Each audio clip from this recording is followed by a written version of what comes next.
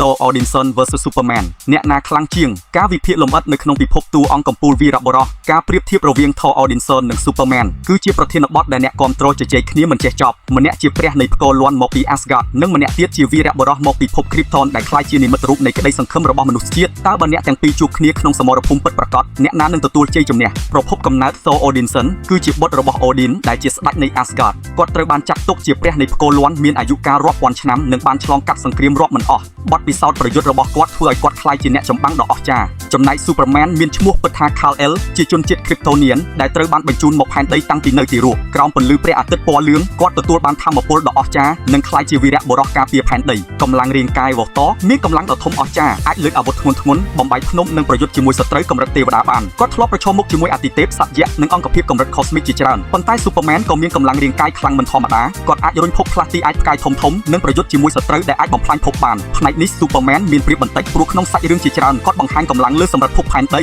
ល្បឿន Superman មានល្បឿនអស្ចារ្យអាចហោះហើរលឿនជាងសម្លេងល្បឿនពន្លឺហើយនៅក្នុងសាច់រឿងខ្លះអាចធ្វើដំណើរឆ្លងកាត់លំហបានយ៉ាងឆាប់រហ័ស Thor ក៏អាចហោះហើរដោយប្រើ Mjolnir ឬ Stormbreaker ប៉ុន្តែល្បឿនប្រតិកម្មនិងចលនារបស់គាត់ជាទូទៅនៅក្រោម Superman អ្នកឈ្នះ Superman ភាពធន់ Thor បានរស់រានមានជីវិតពីការវាយប្រហាររបស់ទេវតាសត្វយក្សនិងថាមពលផ្កាយគាត់មានសមត្ថភាពទប់ទល់នឹងអាវុធវេទមន្តនិងថាមពលដ៏ខ្លាំង Superman អាចទ្រាំទ្រការផ្ទុះនុយក្លេអ៊ែរកាំរស្មីថាមពលនិងការវាយប្រហារកម្រិតភពប៉ុន្តែគាត់មានចំណុចខ្សោយចំពោះ Kryptonite និងវេទមន្តផ្នែកនេះស្មើគ្នាប៉ុន្តែ Thor មានប្រៀបនៅពេលប្រើវេទមន្តអាវុធ Thor មានអាវុធល្បីពីរគឺ Mjolnir និង Stormbreaker អាចហៅផ្គរលាន់គ្រប់គ្រងថាមពលអគ្គិសនីបើក Bifrost វាយប្រហារដោយថាមពលវេទមន្ត Superman មិនសូវពឹងផ្អែកលើអាវុធទេគាត់ប្រើកម្លាំងរាងកាយ Heat Vision Freeze Breath និងការហោះហើរអ្នកឈ្នះThor បទពិសោធន៍ប្រយុទ្ធ Thor បានប្រយុទ្ធអស់រាប់ពាន់ឆ្នាំទល់នឹងព្រះអាទិទេពបិសាចនិងអ្នកចម្បាំងគ្រប់ប្រភេទ Superman មានបទពិសោធន៍ច្រើនដែរប៉ុន្តែមិនអាចប្រៀបនឹងអាយុកាលនិងការប្រយុទ្ធរបស់ Thor បានឡើយអ្នកឈ្នះ Thor ថាមពលពិសេស Thor អាចគ្រប់គ្រងផ្គរលាន់វេទមន្តនិងថាមពលរបស់ Asgard